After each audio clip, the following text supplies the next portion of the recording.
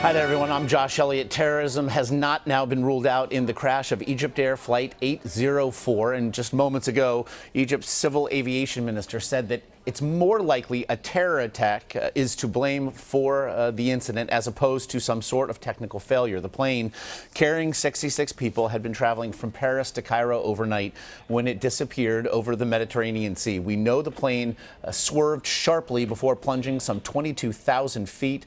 Here's more of what we know. The flight originated again from Paris's Charles de Gaulle Airport at 11:09 Wednesday night, Paris time. The Airbus A320 entered Greek airspace at some 2:24 a.m. local time.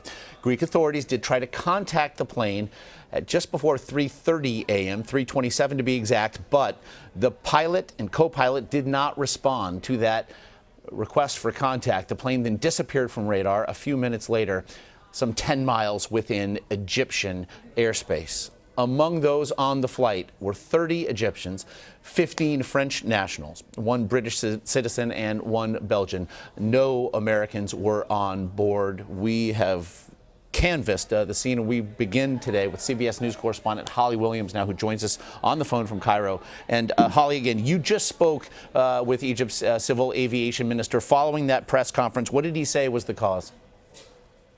Well, Josh, I was at that press conference, pretty chaotic scene, a lot of journalists in attendance. And what the civil aviation minister kept on stressing is that he didn't want to talk about what he believes or what he thinks.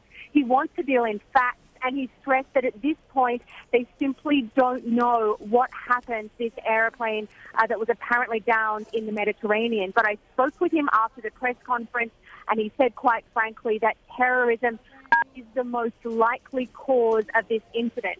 And remember that this follows close on the heels of two other incidents.